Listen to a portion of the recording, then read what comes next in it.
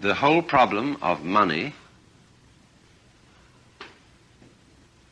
and the distribution of the wealth of the world as produced by technology is a psychological problem and not a material problem. People are hypnotized with money, which is the symbol of wealth, as if it was something that was valuable in its own right. That's the confusing money with gold. When Ramakrishna said that one of the evils of the world was gold, he was, I think, perhaps unconsciously quite correct. There's a story that once upon a time, all the banks in the world got tired of shipping gold from country to country. And so they decided to open an office in an island in the Pacific where all the banks had their headquarters and all the gold was put together there, so that all they needed to do when they had to exchange some gold was to trundle it across the street. And operations proceeded beautifully for about 10 years. And then all the heads of the banks from the different countries came with their wives and their children to visit the island and have a great convention. And so they inspected the books and the transactions, and everything was in perfect order. At last the children said, "Daddy, want to see the gold?" And so the bank president said to the managers, "Take our children down to the vaults so that they could see the gold."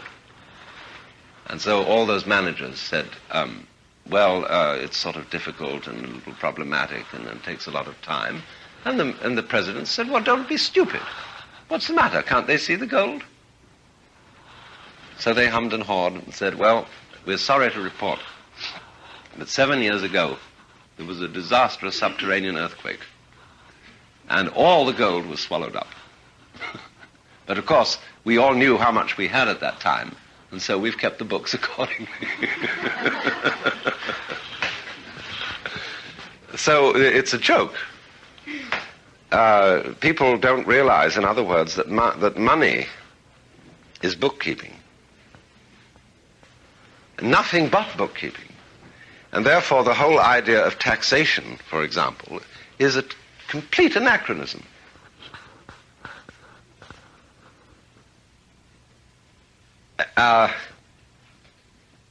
The thing that is stopping the flow of the actual wealth of the world is this fixation on money. What you need to do is actually reverse taxation and issue, instead of charging taxes, issue credit. Then, but you have to keep the credit balanced to the gross national product in some form of figuring, and then everybody can circulate what they're making. Otherwise, you're in this ridiculous situation where people are starving in India, and we are hoarding food supplies and burning them and dumping them in the ocean, which is sheer insanity. But it's all based on a psychological block about money.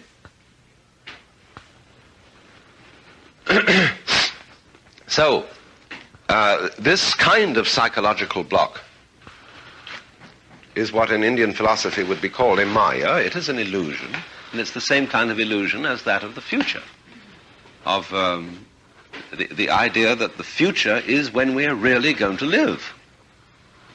And if that's the way you operate, when you get there, you're never going to be able to handle it because you still want a future ahead of you. You're a perpetual donkey with a carrot suspended from your collar on a rod like this, and you're pursuing it. Well, now,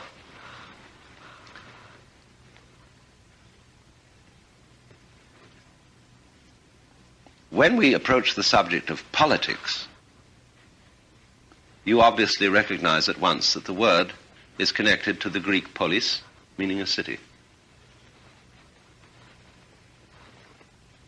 And the city, as I've indicated in a former lecture, is probably an ephemeral phenomenon in human life.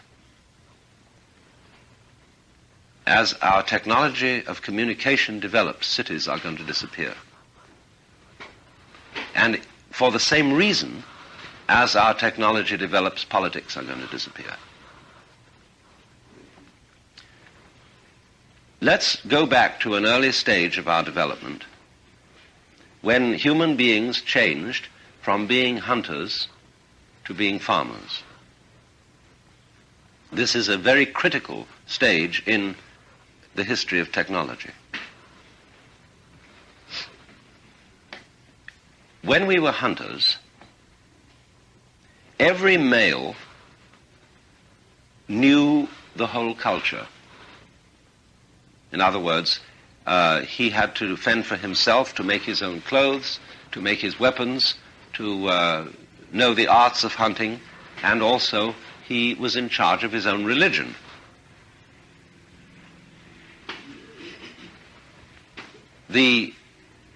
There were peculiarly religious people in hunting cultures, and they are called shamans or medicine men. And the interesting thing about a medicine man, as distinct from a priest, is that he is not ordained by anybody else. He doesn't have to be approved by a guru or by an organization or a church. He goes away alone into the forest and gets his own thing. He may contact what he calls the ancestors, but he has to do it by himself. Now, when a community settles, and instead of being a roving hunting people living in the forests, and they form instead a village, a great change occurs. Where do villages and towns occur? Where a road crosses a river or a road crosses a road. And then around that, which were originally hunting tracks, trails, a stockade is built. And that is called the pale. We say a person is beyond the pale. That means he's an outsider. Because the pale from the palus, the tree, is the posts used to make the stockade. So inside the stockade, there are 4 divisions, 4 blocks of town. And it is of the essence of an agricultural, as distinct from a hunting culture, that you specialize, that you divide labor. And so when labor divides itself, it tends to divide into 4 major groups. Those, first of all, who are the brains, the Brahmins, the idea people, the thinkers. Second, the brawn, the military men, who defend the scene.